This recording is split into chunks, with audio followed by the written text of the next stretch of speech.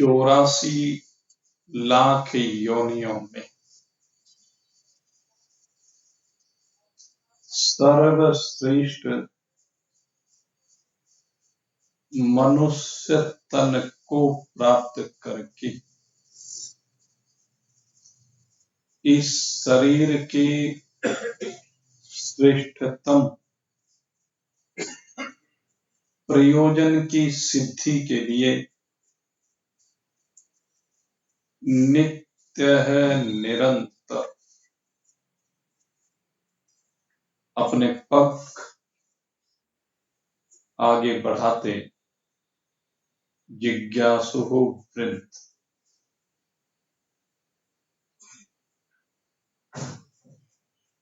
कल आपने श्रीमद् भगवद गीता के तृतीय अध्याय के 9वें मंत्र के ऊपर चिंतन किया। ये जो 9वां मंत्र है, ये कर्म बंधन से मुक्ति किस प्रकार होती है उस ओर आपको बढ़ाता है। क्योंकि जब तक कर्म है तब तक बंधन है, और जब तक बंधन है तब तक दुख है। इसलिए प्रत्येक जीव बंधन से सदा मुक्त होना चाहता है।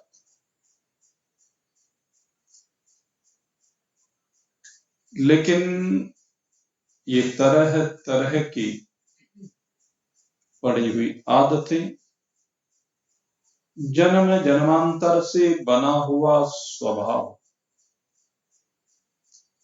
बार बार इसे विषयों की ओर खींचता है, और यह विषयों के द्वारा आकृष्ट होकर के फिर से बंधन को ही प्राप्त होता है, फिर से दुखों को ही प्राप्त होता है। लेकिन भगवान कहते हैं, अगर यदि कोई साधक, कोई श्रेष्ठ महान पुरुष मन में विचार करता है कि मैं बंधन से बाहर निकलो, मैं दुखों से अपना पिंड छुड़ा लूं, तो भगवान कहते हैं कि अगर तू इस ओर वास्तव में बढ़ना चाहता है तो इसका उपाय एक ही है, और वह है यज्ञ। यज्ञ अर्थात कर्मणोऽन्यत्र लोकोऽयं कर्म बंधन है। तो अगर कर्म बंधन से छुटकारा पाना चाहता है तो यज्ञ कर। तेरे जीवन का प्रत्येक कार्य यज्ञ रूप होना चाहिए। जितनी भी क्रियाएं इस शरीर से होती हैं, चाहे वह स्थूल शरीर से हो, चाहे वह सूक्ष्म शरीर से हो, चाहे वह कारण शरीर से हो, इन तीनों ही शरीरों से होने वाली क्रियाएं अगर यदि परहित के लिए हो तो तेरा जीवन यज्ञ रूप बन जाएगा। और जब तेरा जीवन यज्ञ रूप बन जाएगा तो फिर बंधन से छुट्टी हो जाएगी, और जब बंधन से छुट्टी हो जाएगी तो तेरा जीवन आनंदमय हो जाएगा, और ये आनंदमय जीवन ही परमात्म स्वरूप में स्थिति का प्रतीक है। ये कर्मयोग के माध्यम से परमात्मा की प्राप्ति है। कर्मयोग का सीधा सा अर्थ किया भगवान ने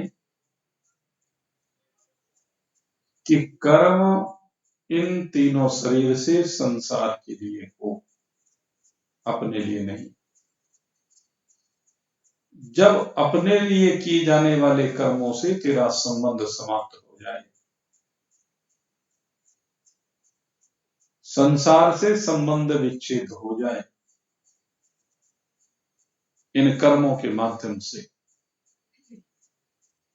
तो कहते हैं तेरा जब संसार से संबंध विच्छेद हो जाएगा तो तेरा संबंध परमात्मा से बन जाएगा, तेरा योग परमात्मा से हो जाएगा। ये परमात्मा से जब तेरा योग हो जाएगा, ये कर्म योग के माध्यम से सिद्धि को प्राप्त करना, तू परमात्मा को प्राप्त हो जाए। इसलिए अपने जीवन को यज्ञ रूप बना, संसार के भोग, ऐश्वर्य, संसार के विषयों की सीमा से बाहर निकल। और अगर यदि इन्हीं में फंसा रहना है, क्योंकि अधिकांश मनुष्य तो इन्हीं में फंसे रहते हैं, जो इनमें फंसे रहते हैं, कल आपको बताया, एक तो स्वकर्म करने वाले हैं यानी सकाम कर्म, और एक निषिद्ध कर्म करने वाले हैं। ये जो कर्मों में फंसे रहने वाले हैं, एक तो स्व कर्म करते हैं और दूसरे निषिद्ध कर्म करते हैं, सकाम कर्म करते हैं। तो सकाम कर्म करने से उनका फल यहीं पर मिल जाता है, और जो निष्काम कर्म योग का फल अंतःकरण की शुद्धि है, सकाम कर्म करने वाले जितने भी मनुष्य हैं, उनके अंतःकरण पावन नहीं हो पाते। वो शुभ काम तो करते हैं, वो सामाजिक काम तो करते हैं, वो धार्मिक काम तो करते हैं, लेकिन उनके पीछे जो उद्देश्य छिपा होता है, उससे उनके अंदर की गंदगी साफ नहीं हो पाती। समाज में अधिकांशतः जो राजनीतिक व्यक्ति होते हैं, वो अपने आप को सामाजिक दिखाने के लिए सकाम शुभ कर्म करते हैं, लेकिन वास्तव में उनके वो कर्म का फल उन्हें उसी समय पर मिल जाता है, प्रसिद्धि के रूप में, यश के रूप में, सम्मान के रूप में, पारितोषिक के रूप में। इसलिए उनका अंतःकरण शुद्ध नहीं हो पाता, उनके अंतःकरण की कीचड़ धुल नहीं पाती,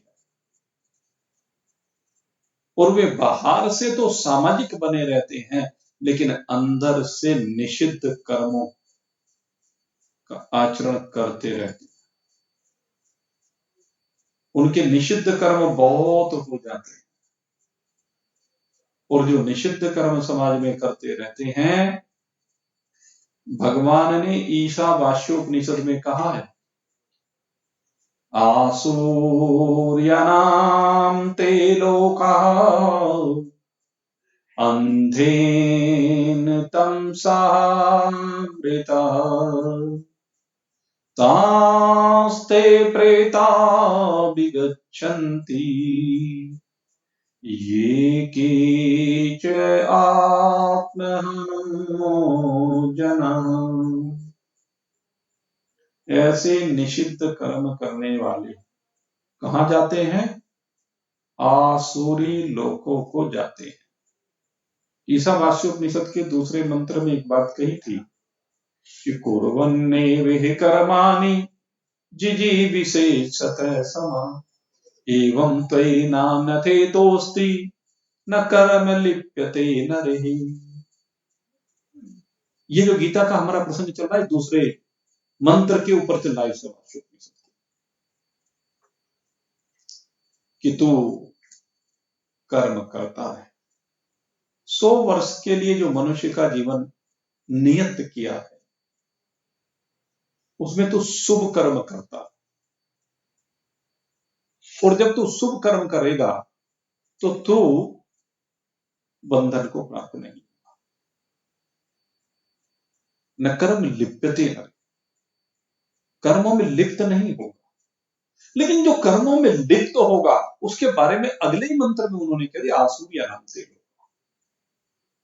वो आसुरी लोगों को प्राप्त होगा। आसुरी लोग माने जो असुर प्रकृति के लोग होते हैं, जो तामसिक प्रकृति के लोग होते हैं, जो घृणित कर्म करते हैं, जो पाप कर्म करते हैं, जिनका आचरण समाज की मर्यादाओं के विरुद्ध होता है, ऐसे लोग कहां जाते हैं? आसुरी लोगों को जाते हैं। और ये आसुरी लोग कैसे हैं? अंधेन तमसावृतः, वहां पर अंधकार ही अंधकार, वहां पर पतन ही पतन है, वहां पर कष्ट ही कष्ट ही, वहां पर असह कष्ट ही। आप चिंतन करके देखें, ऐसा प्राणी जिसके शरीर से नित्य निरंतर दुर्गंधित रस का प्रवाह हो रहा हो, जन्म लेने के साथ से लेकर के जब तक यहां शरीर रहता है तब तक हर क्षण, सोच के देखो क्या हालत होगी उस व्यक्ति की। ये है वो अंधेन तमसा। आप चिंतन करके देखो, किसी को एक दिन लूज मोशन लग जाए, एक दिन 2 दिन, सबके अनुभव है कैसी दुर्गति होती है, कैसा बुरा हाल होता है, शरीर की क्या हालत हो जाती है, जान निकलने को हो जाती है। और जिनके शरीर से नित्य निरंतर दुर्गंधित रस का प्रवाह होता रहता है, पीप का प्रवाह होता है, मवाद का प्रवाह होता है, रक्त का प्रवाह होता है, यही तो है वो नारकीय जीवन, यही तो है घोर नरक, यही तो है अंधकार में जीवन, जिस जीवन में कुछ है ही नहीं। ऐसा जीवन जहां पर इस तरह की स्थिति है, वहां क्या है उसके जीवन? सारी जिंदगी भर दूसरे के आश्रित है, रोने रोने में है, पीड़ा से कराहने में है, सारा जीवन। और ये जीवन किसको प्राप्त होता है? कहते हैं जो आसुरी कर्म करते हैं, जो दूसरों को पीड़ा देने का कार्य करते हैं, जो कभी दूसरे के हित के लिए कार्य नहीं करते, अपितु दूसरे को कष्ट हो ऐसे ही कार्य करते हैं। जैसे चोर डाकू होते हैं, उनका काम सदा लूटने का होता है, कि दूसरों को लूटी, तो वो ऐसे ही लोगों को जाते हैं, उनका जीवन ऐसा ही होता है। सोच के देखें, किसी के अंग, एक अंग ना हो शरीर का, 2 अंग ना हो शरीर के, 4 अंग ना हो शरीर के, कैसे जीवन को काटता होगा? लेकिन है ना, ऐसे बहुत प्राणी आपके देखने में आते हैं, किसी के हाथ भी नहीं और पैर भी नहीं। अब सोच के देखो कैसे खाता होगा। जिसके हाथ नहीं, हमने देखा कि वो पैरों से खा लेता, वो अपना अभ्यास ऐसा बनाता है कि पैरों से खाने की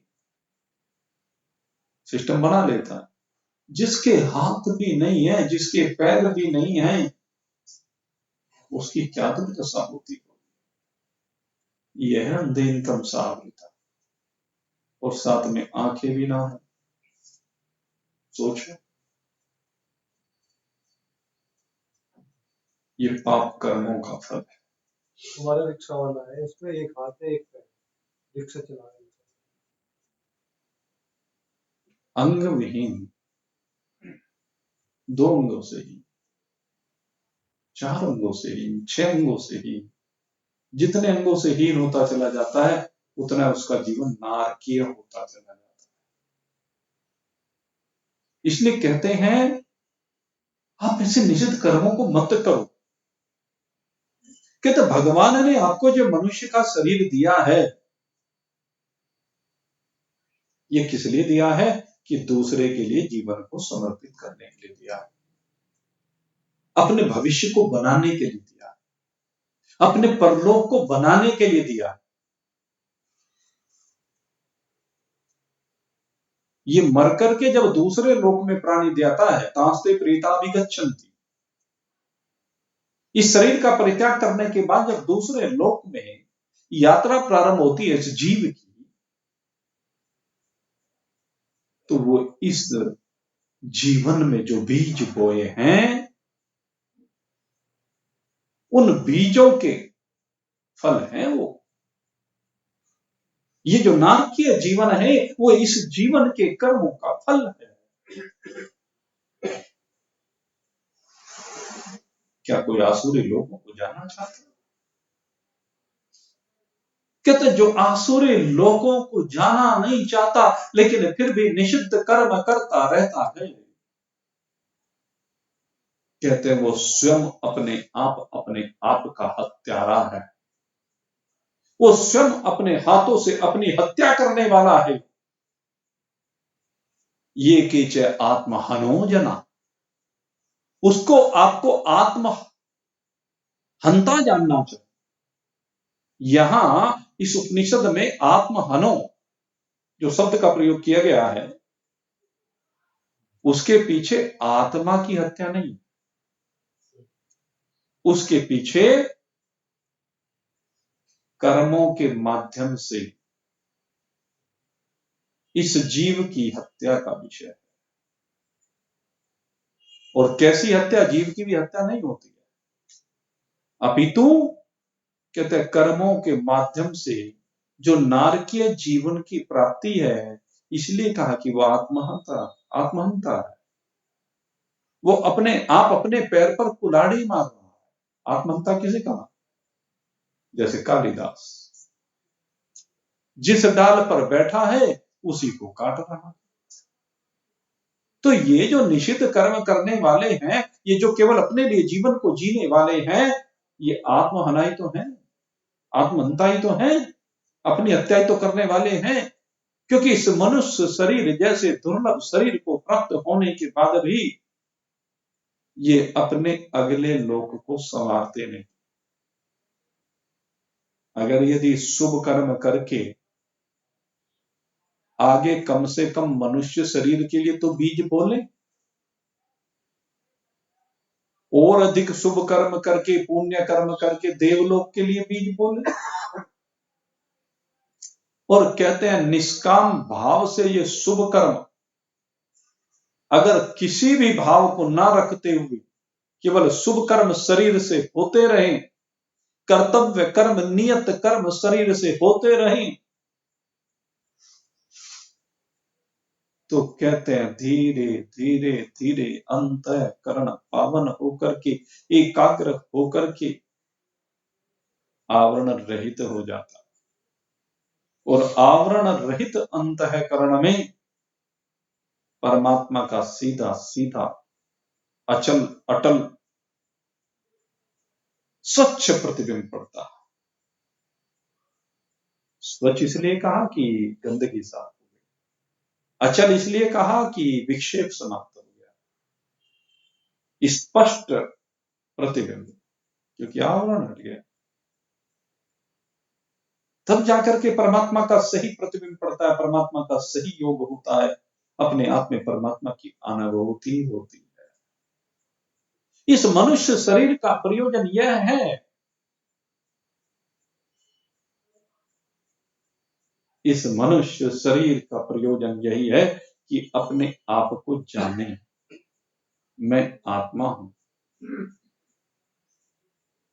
और आत्मा कौन सी? जो स्थूल सूक्ष्म कारण शरीर से भिन्न है। यद्यपि आत्मा को लेकर के अनेक विशेषण अलग अलग जगहों पर दिए गए हैं। कहीं तो अन्न को ही आत्मा कह दिया गया, कहीं स्थूल शरीर को आत्मा कह दिया गया, कहीं ज्ञानेन्द्रिय कर्मेंद्रियों की उपाधि को लेकर भी आत्मा कहा गया, कहीं अंतःकरण की उपाधि को लेकर के आत्मा कह दिया गया, कहीं जीव की उपाधि को लेकर के आत्मा कह दिया गया। तो अलग अलग स्थानों पर आत्मा को अलग अलग तरीके से आरोपित किया गया, लेकिन जहां पर जाकर के सारे आरोप समाप्त हो जाए, आत्मा का वास्तविक स्वरूप वह, आत्मा का वास्तविक स्वरूप निर्मल है, आत्मा का वास्तविक स्वरूप अचल है, स्थिर है, आत्मा का वास्तविक स्वरूप व्यापक है, आत्मा का वास्तविक स्वरूप आवरण रहित है। जहां किसी प्रकार का अज्ञान टिकता नहीं है, माया अविद्या टिकती नहीं है, प्रकृति से परे है, गुणातीत है आत्मा का वास्तविक स्वरूप। आत्मा का वास्तविक स्वरूप ही सत्य है, आत्मा का वास्तविक स्वरूप ही ज्योतिर्मय है, आत्मा का वास्तविक स्वरूप ही चैतन्य है, आत्मा का वास्तविक स्वरूप निराकार है, आत्मा का वास्तविक स्वरूप निर्गुण है, आत्मा का वास्तविक जो स्वरूप है वो एक रस है, जिसमें कभी कोई विकार होता नहीं। शरीरों के संबंध से, भले ही प्रकृति या शरीर के संबंध से हमने आत्मा को विकारी कह दिया, वो कहीं कहते हैं पुण्यात्मा है, धर्मात्मा है, कहीं कहते हैं पापात्मा है। जिसके साथ योग कर देते हैं वही बना देते हैं, लेकिन आत्मा का किसी के साथ कभी नहीं योग हुआ है, न कभी होगा। आत्मा योग से रहित है, आत्मा सदा अपने आप में विराजमान है। आत्मा का स्वरूप सच्चित आनंद निर्गुण निराकार अविनाशी दृष्टा साक्षी केवल्य चैतन्य अचल स्थिर व्यापक है, एक रस है, ये आत्मा का स्वरूप है। तो जगह जगह पर अलग अलग भाव लेकर के आत्मा को परिभाषित किया गया है। और ये जो ये कि आत्महनो जना, यहां पर आत्मा की बात नहीं की गई। आत्महनो जो कहा गया है वो आत्मा को लेकर के नहीं कहा गया। वो कहते हैं इस मनुष्य शरीर को प्राप्त करके जो अशुभ कर्म करता है, जो पाप कर्म करता है, जो निषिद्ध कर्म करता है, जो नियत कर्मों को नहीं करता है, जो कर्तव्य कर्मों से पीछे हट जाता है, वो आत्महंता है। आत्महंता इसलिए कहा कि इतना शुभ शरीर प्राप्त करके, सबसे श्रेष्ठ शरीर प्राप्त करके, महान पुरुषों का संग प्राप्त करने के बाद भी अगर यदि कोई अपने स्वरूप को जानने का प्रयास न करे, नरक में ही जाए, तो इसलिए उसको आत्महंता कहा। अपने आप की हत्या करने वाला है। तो इसलिए मेरे मित्रों, समझिए इस बात को, और इस बात को समझ करके भगवान कहते हैं कि कर्तव्य पत्र पर नित्य निरंतर अग्रसर रहना चाहिए, तभी आप लोक में जो बंधन का कारण है, ये प्रकृति के पदार्थ, ये आपके रिश्ते नातेदार, ये सब बंधन का कारण है। कहते हैं कि साथ संबंधों से बाहर निकलिए, लेकिन संबंधों से बाहर निकलते हुए ध्यान रखें कि जिस नाते के प्रति जो दायित्व है उसका निर्वहन शरीर से होता रहेगा। जब इस प्रकार होगा तब भगवान कहते हैं तदर्थम कर्म कौन्तेय मुक्त संग समाचर। अब यहां पर इस विषय को उठाया गया है कि मुक्त संग समाचर। अब कर्म के द्वारा मुक्ति, कौन से कर्म के द्वारा? कर्तव्य कर्म, यज्ञ के द्वारा। कहते मुक्ति कैसे संभव है? क्योंकि रिद्धि ज्ञान ना मुक्ति, हम बार बार सुनते आए हैं कि ज्ञान के बिना मुक्ति होने वाली नहीं। भगवान शंकराचार्य ने भी इस बात को कहा है किमते सागर किमते गंगा सागर गमन व्रत परिपालनमथवा दानम् ज्ञान विहीनं सर्वमतेन मुक्ति न भवति जन्म सतेन। मुक्ति न भवति जन्म सतेन। चाहे तो 100 जन्मों तक गंगा सागर स्नान करते रहे, गंगा जी में गंगा सागर में स्नान कर, कितने ही व्रतों को करते रहना, चाहे वो एकादशी के व्रत कर, पूर्णिमा के व्रत कर, शिवरात्रि के व्रत कर, पता नहीं कौन कौन से व्रत, दिनों के बहुत व्रतों को कहा गया, चाहे कितने प्रकार के दान कर ले, मुक्ति न भवति जन्म सतेन। सैकड़ों जन्म भी मुक्ति होने वाली नहीं है। मुक्ति कब होगी? जब तेरे सारे कर्म यज्ञ बन। पहला विषय ये, यहां गीता कहती है ये सारे कर्म यज्ञ बनने चाहिए। पहला विषय तो ये है, कर्म करने की मनाही नहीं की, ये कर्म करने की मना नहीं है। 18वें अध्याय में बहुत विस्तार से इस बात को समझाया जाएगा। कर्म के त्याग की आवश्यकता नहीं, समय पर जो कर्तव्य कर्म प्राप्त हो गया उसको करते रहो, लेकिन मुक्ति की जब बात की कहते 100 जन्म तक भी मुक्ति नहीं होगी इन सब चीज से। इसलिए क्या करें, इन कर्मों को तो यज्ञार्थ करें। और दूसरी बात कही कि अपने तार परमात्मा से जोड़े, कर्म शरीर से हों और आप सीधे परमात्मा से। शरीर आप है नहीं, मैं शरीर नहीं हूं, यही तो ज्ञान है और यही मुक्ति का हेतु। सबसे पहले शरीर भाव को समाप्त करना। जब यज्ञ के लिए कर्म होंगे तो शरीर भाव समाप्त हो जाएगा। स्थूल शरीर, सूक्ष्म शरीर, कारण शरीर से होने वाली सारी क्रियाएं प्रकृति की क्रियाएं। जब ये समझ में आ जाएगा ये मेरी है नहीं, तो मैं शरीर कहां रहा, फिर शरीर से संबंध विच्छेद हो गया, शरीर से आपका संबंध समाप्त हो गया है। आप आत्म रूप से शरीर से भिन्न हो गए, आप अलग, शरीर अलग, शरीर के कर्म अलग और कर्मों के फल भी शरीर जाने। मेरा इन फलों से कोई लेना देना नहीं है। भगवान कहते हैं कि कर्मों में, पदार्थों में जिनसे कर्म किए जाते हैं, वो हमारा शरीर, वो हमारा मन, वो हमारी बुद्धि आदि जो कुछ भी है, इसी से तो कर्म होते हैं। शरीर से, इंद्रियों से, अंतःकरण से और स्वभाव से। कहते हैं इनसे जिनसे कर्म किए जाते हैं, ये जो कर्म की सामग्री है, ये जो कर्म की यंत्र हैं,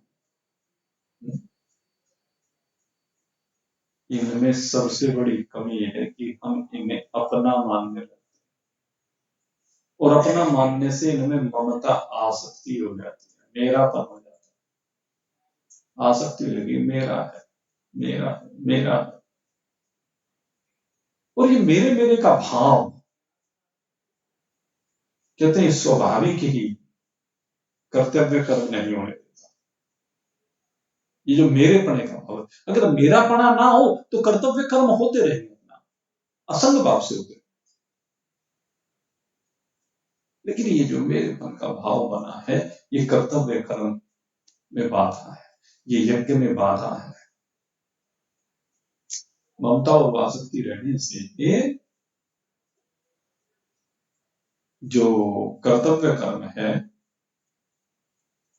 वो जो अपने आप प्रकृति के गुणों के द्वारा हो रहे हैं, वो नहीं होते। क्योंकि फिर तो आसक्ति होगी, ममता होगी, मैं करने वाला हूं, ये करता है, मेरी मन है। उसके अंदर भाव आ जाता है कि मैं करने वाला हूं। और यही भाव उसे बांध देता है। और जब ममता और आसक्ति नहीं रहती है, स्वतः ही स्वभावतः ही प्रकृति के गुणों के द्वारा कर्तव्य कर्म होते रहते, स्वतः आचरण होता रहता है। अब मैं उन कर्मों से जुड़ा हुआ नहीं हूं, तो फिर आपके सामने कर्तव्य कर्म प्राप्त नहीं होंगे। कर्तव्य भाव भी कब तक है? चिंतन करेंगे। ये कर्तव्य भाव, कर्तव्य कर्म, कर्तव्य कर्मों में जो कर्तव्य भाव है तब तक ही तो है जब तक आसक्ति है। और जब आसक्ति समाप्त हो जाएगी, समझ लिया जाएगा कि प्रकृति के गुणों के द्वारा कर्म हो रहे हैं, तो मैं तो असंग हो गया। कहते हैं यदि कर्तव्य कर्म फिर मेरे हैं ही नहीं, फिर तो ये हो गया ना, तो प्रकृति के हैं, गुणों के हैं। कहते जिस समय ये अनुभव हो जाएगा कि ये गुणों के हैं, प्रकृति के हैं, उसी समय आप निर्विकल्प हो। कर्तव्य कर्म भी आपका नहीं रहा, वो प्रकृति के गुणों का हो गया, आप उससे विलग हो गए तो निर्विकल्प हो, क्योंकि विकल्पों का कारण कर्म है। और जब कर्तव्य कर्मों से भी आपकी छुट्टी हो गई, आप में कर्तव्य कर्मों का आरोप रहा ही नहीं, कर्तव्य कर्म अब आपके रहे ही नहीं, तो कौन संकल्प उत्पन्न करेगा? प्रकृति में संकल्प होता रहे, प्रकृति में स्फुरना होती रहे सो होती रहे। आप समस्त स्फुरणाओं से विरहित हैं। आप में कोई स्फुरना नहीं, कोई हलचल नहीं, कोई कंपन नहीं, कोई वाइब्रेशन नहीं। आप इन सबसे विरहित है। यही है निर्विकल्पता। संकल्पों का उदय ना होना आपको निर्विकल्प बना देता है, क्योंकि संकल्प ही विकल्पों को उत्पन्न करते हैं। और जब संकल्प ही नहीं है तो विकल्प कैसा? यही है निर्विकल्पता की स्थिति।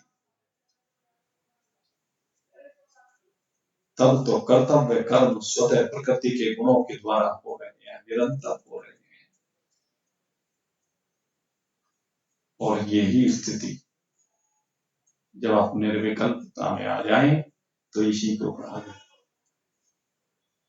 तदर्थम कर्म कौन्तेय मुक्त संग समाचर। मुक्त संग समाचर कहता फिर तो मुक्त की भांति, जीवन मुक्त की भांति इस धरा मंडल पर आनंद के साथ विचरण कर रहा है। और ये विचरण भी कहने के लिए विचरण नहीं होता। अवधूत भगवान ऋषभदेव, अवधूत भगवान दत्तात्रेय, अवधूत सुखदेव मुनि, वहां कहां है आचरण? जहां पड़े हैं सो पड़ा है शरीर, जिस स्थिति में पड़ा है सो पड़ा है शरीर। शरीर की भी कोई उपस्थिति उनमें नहीं है। भगवान ऋषभदेव जंगल में शरीर पड़ा हुआ है, शरीर से मलमूत्र का प्रवाह होता रहता है, उसी में सना रहता है शरीर, कोई बहान ही नहीं। ऐसी स्थिति हो गई शरीर। शरीर में किसी ने आकर के मुंह में कोई निवाला डाल दिया तब भी ठीक है, नहीं डाल दिया तब भी ठीक है, जल डाल दिया तब भी ठीक है, नहीं डाल दिया तब भी ठीक है। यह है भगवान ऋषभदेव की स्थिति। अजगर की तरह पड़े हुए हैं। अजगर करे न चाकरी, पंछी करे न काम। अजगर करे न चाकरी, पंछी करे न काम। दास मल का कह गए सबका दाता। यद्यपि दूसरे परिप्रेक्ष्य में कहा गया, लेकिन यहां पर बताया कि अजगर करे न चाकरी। अजगर किसी की चाकरी नहीं करता। पड़ा है, आहार मिल गया तब भी ठीक है, नहीं मिल गया तब भी ठीक है, एक जगह पर मस्ती में मस्त पड़ा है। यही होती है आत्मज्ञानी की स्थिति। यही होती है जो अपने स्वरूप में विराजमान, क्योंकि अब उसका प्रकृति से कोई संबंध नहीं रह गया, प्रकृति से उसका नाता टूट गया। प्रकृति का जो उसने में अपने में आरोप कर रखा था, वो आरोप समाप्त हो गया। अब उसकी अपने आप में स्थिति है, प्रकृति स्वप्नवत है, और स्वप्नवत भी कहने के लिए उसकी अपनी जो स्थिति आनंदमय स्थिति, वो जो स्वरूप स्थिति, चैतन्यता की स्थिति, वो सत्य स्वरूपता की स्थिति, वो ज्योतिर्मयता की स्थिति, जिसमें चराचर जगत प्रकाशित हो रहा है, जिसमें चराचर जगत पालित पोषित हो रहा है, जिसमें चराचर जगत लय को प्राप्त हो रहा है। ये सब क्रियाएं चल रही हैं, लेकिन वो बिल्कुल अचल है। उसमें कोई विक्षेप नहीं, उसमें कोई आरोप नहीं, और जब आरोप नहीं तो अध्यारोप कैसा? आरोप और अध्यारोप की सीमा से भी बाहर अनंतता है। अपने स्वरूप में अनंतता है, और इस अनंत स्वरूप में कोई लोकांतर भी नहीं, कोई लोकांतर की कल्पना भी अब नहीं रह गई है। भू भर स्वः मह जना तपः सत्य अचल वितल सुतल तलातल रसातल महातल आतल, इन भुवनों की कल्पनाएं समाप्त हो गई। जीव जगत और ईश्वर की कल्पना भी समाप्त हो जाती है। केवल एक अपने आप में अपनी स्थिति है, अपने से अतिरिक्त और कुछ है नहीं। ये है मुक्त संग समाचार, बिल्कुल सब प्रकार के बंधनों से विनिर्मुक्त, अपने आप में विराजमान था, जहां स्थिरता है, जहां अचलता है, जहां अलौकिकता है, जहां निर्गुणता है, ऐसी जो स्थिति है, ये मुक्त स्थिति है, ये आनंदमय स्थिति है, ये अपनी स्वरूप स्थिति है। ऐसी स्थिति में कहा गया कि मुक्त संग समाज, वो मुक्त की भांति रहता है, और जिसका संग रहता है भाई, संग रहता है तो है, फिर तो बंधन रहता है। और कहा कि साधक भी बंधनों में आ जाते हैं। कहते कई साधक आलस्य और प्रमाद के कारण नियत कर्मों का त्याग कर देते हैं। कहते उनका त्याग तामसी त्याग कहलाता है। ऐसा त्याग क्या होता है? तामसी त्याग। और इस तामसी त्याग का फल क्या है? मूढ़ता, मूर्खता, पागलपन, अपने साथ धोखा। इसे कहते हैं अपने साथ धोखा, मूढ़ कहा भगवान ने इसको। कहते त्याग का ढोंग है। ज्ञानी के कर्म छूट गए हैं, और अज्ञानी ज्ञानी की हिरस कर रहा है। अज्ञानी ज्ञानी की हिरस कर रहा है, आलसी और प्रमादी होकर के। आलस्य आ रहा है कुछ करने योग्य कर्मों को ना करना प्रमाद, शरीर को कष्ट ना हो जाए इसलिए कर्मों का त्याग कर रहा है। तो ये भगवान आगे कहते हैं कि अज्ञानम तमसः फलम, इनका फल क्या है? ऐसे तामसी त्याग का जो फल है वो अज्ञान है, वो अंधकार है, वो नरक है। अभी बता ना, आसूर्यनाम ते लोका अंधेन तमसा वृता।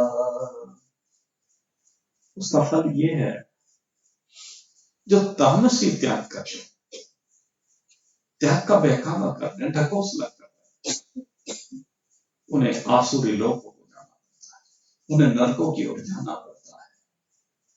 और दूसरी बात, कुछ लोग ये समझते हैं कि कर्मों को करने से, कर्तव्य कर्मों को, नियत कर्मों को करने से शरीर को कष्ट होगा। जैसे किसी रिश्तेदारी में विवाह का आयोजन हो रहा है, अब विवाह का आयोजन हो रहा है तो निमंत्रण आ गया। अब लौकिक दृष्टिकोण से जब निमंत्रण आया है तो उसमें जाना चाहिए, लेकिन व्यक्ति जी काम छूटेगा,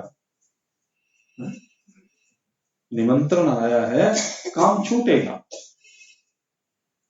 इसलिए कहने थे छोड़ कोई बात नहीं, क्या करेगा जाकर के। तो इसलिए कर्तव्य कर्म का त्याग कर देता। किसी मित्र के यहां जाना हो, निमंत्रण आया हो, अरे छोड़ क्या फर्क पड़ता है, मैं नहीं गया तो क्या फर्क पड़ेगा। रिश्तेदारी में, मित्रता में, समाज में तो एक सोचता है यार कहाँ के खाते फिरेंगे, इतना लंबा सफर है, थक जाएंगे, शरीर टूट जाएगा, कौन जाए यार छोड़। तो इसलिए कर्म का त्याग कर दिया, पैसा खर्च होगा आने जाने में, इसलिए कर्म का त्याग कर दिया। तो इसे कहते हैं कि कर्मों को दुख रूप जान करके, कि कर्म करने से मुझे कष्ट होगा। कष्ट किस रूप में? तो शारीरिक रूप में, एक आर्थिक रूप में, दोनों ही बात होगी। क्योंकि जब भी व्यक्ति कहीं जाएगा तो वह दो पैसे तो खर्च होंगे। अपनी गाड़ी से जाएगा, पेट्रोल गिरवाएगा, ड्राइवर को लेके जाएगा, गाड़ी का मेंटेनेंस होगा, पेट्रोल फूकेगा। बस से जाएगा तो किराया देना पड़ेगा, पहले यहां से वहां तक रिक्शा, फिर बस, फिर वहां से वहां रिक्शा, समय ज्यादा लगेगा। तो ये सोचता है यार कौन बीमारी मोल ले, छोड़। तो कह रहे हैं भगवान कि ऐसे कर्तव्य कर्मों का त्याग करना, कि कर्म में होने वाले क्लेश को देख करके, कि इस कर्म से क्लेश प्राप्त होगा, दुख प्राप्त होगा, शरीर को कष्ट होगा, आर्थिक हानि होगी, और इस वजह से वो कर्म का त्याग करता है, तो कहते हैं राजसी त्याग। ये त्याग नहीं कहलाता, ये त्याग कहते हैं ये राजसी है। रजस्तो फलम दुखम, और इसका फल भगवान कहते हैं इस राजसी त्याग का फल दुख है भाई। ये मत सोचना कि आज छोड़ दिया तो इसके परिणाम स्वरूप आगे दुख प्राप्त नहीं होगा, दुख आएगा। फिर आज तूने छोड़ा है, कल वो छोड़ेगा। एक सच्ची बात बताऊंगा आपको। एक पहले, अब तो इतना वो नहीं रहा, पहले मंडी हुआ करती थी जैसे, तो मंडी में कुछ जो है कोई कोई बहुत धनाढ्य होता था, बड़ा नाम हुआ करता था, तो जहां से भी कार्ड आता, जब कन्यादान देने की बारी आती तो वो पल्लेदार को भेज देता कन्यादान देकर के। सबके यहाँ पल्लेदार को भेज देता, अगले में वहां कन्यादान लिखवाए, अपने आप नहीं जाता, उसे जाने में तौहीन महसूस होती। ये तो बहुत बड़ा आदमी है, गरीब आदमी। अब भाई मंडी में सब तरह के आड़ती होते हैं, गरीब भी है अमीर भी है। गरीब तो वैसे कोई होता ही नहीं था, आड़ती हुआ तो वो गरीब कहाँ। पहले तो आड़तक का जो काम होता है सब अच्छे लोग करते थे, संपन्न लोग करते थे, धनवान लोग करते थे। आड़ती होने का मतलब ये था कि धनवान है, लेकिन वो बहुत ज्यादा धनवान। तो खैर ऐसे ही चलता रहा चलता रहा। अब संयोग की बात हुई, उसके यहाँ भी लड़के की शादी हो गई तय, लड़की की शादी हो गई, किसकी भी कही। और अब जो है जब शादी का नंबर आया तो अब क्या हुआ कि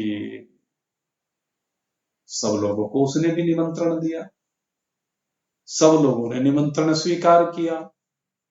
अब सब आड़तियों ने, अब वो तो भाई जैसा उसने कर रखा था ऐसा उन्होंने कर दिया। अब सब आड़तियों के यहां से सबने कन्यादान पल्लेदारों को दे दे करके भेज दिया। अब लड़की की शादी में कन्यादान देने के लिए पल्लेदारों की भी, जहां देखे वहीं पल्लेदार दिखाई दे।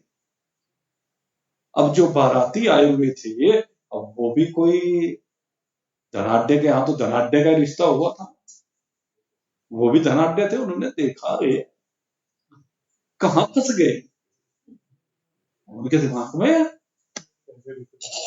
कहते किन लोगों से रिश्तेदारी जोड़ ली, ये लाला है पल्लेदार है। शक चला गया उसके ऊपर, कहने लाला है कि पल्लेदार है, क्योंकि वहां तो पल्लेदार ही पल्लेदार दिखाई दे रहे थे। बड़ा नीचा देखना पड़ा, तब आंख खुली। जब अपने पर आके पड़ी ना तब आंख खुली, क्योंकि और के यहां तो वो एक अकेला पल्लेदार भेजता था, तो 100 की भीड़ में एक पल्लेदार चला गया तो कुछ दिखता नहीं था। अब यहां 100 आदमी आए और 100 के 100 पल्लेदार आए, तो इसलिए पल्लेदार दिखते, कोई लाला जी तो दिखता नहीं। तो ये कहते हैं ये है राजसी, इसका फल है ये दुख, इसको कहते हैं दुख रूप, कि राजसी कर्म का फल दुख होता है, राज त्याग का फल दुख होता है। कर्म को इसलिए त्याग दिया तो नीचे लोग हैं, छोटे लोग हैं, ये सोच है। और हमने ये देखा भाई, अगर यदि गरीब के यहां जाओगे ना, बड़ा सम्मान मिलता है। अमीर के यहां तो बस, अब तो बस इतना सा रह गया, गेट पे खड़े हो जाते हैं, हाथ जोड़ दिया, आओ जी, अच्छा जाओ जी, आओ जी, जाओ आओ जाओ। खाने खोने को भी कोई नहीं कहता, तो अपने आप ही लग जाते हैं लोग। वो तो पहले ही होता था, हाँ लो जी लो जी, वो जमाना जा लिया। तो खैर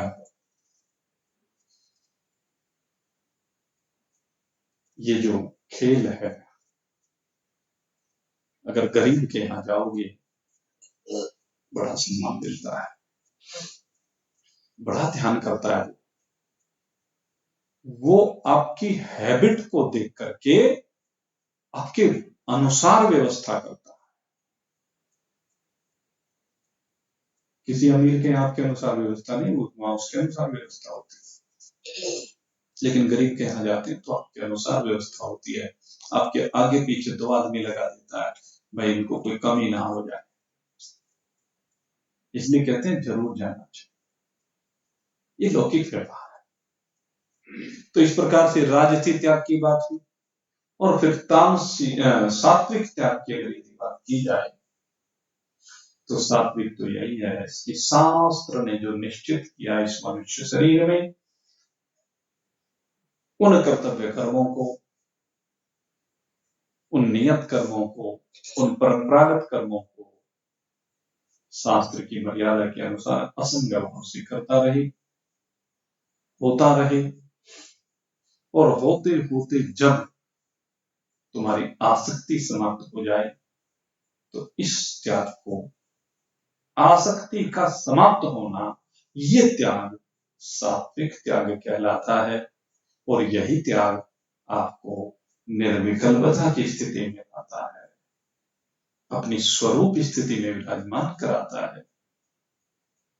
और हमारी तो आप सभी के लिए बार बार शुभकामना है कि भगवान आपको आपके स्वरूप में सदा विराजमान रखे, और जब तक ये शरीर इस लोक में यात्रा कर रहा है तो आप मुक्त संग समाचार, मुक्त की भांति जीवन मुक्ति का आनंद लेते हुए अपनी यात्रा को विदेह मुक्ति तक आगे बढ़ाते रहें। इन्हीं शुभ भावों के साथ आज का सत्संग अब यहीं पर विश्राम को प्राप्त हो रहा है। और इस बार माता अन्नपूर्णा का जो प्रसाद द्वादशी के दिन, यह हमारा जो ट्रस्ट का कार्यक्रम है वो रविवार को है, रविवार 19 मार्च द्वादशी का दिन है। द्वादशी त्रयोदशी दोनों शायद एक ही हो गई इस बार। तो ठीक 12 बजे वो लाला जी की दुकान पर नाला रोड पर प्रारंभ होगा।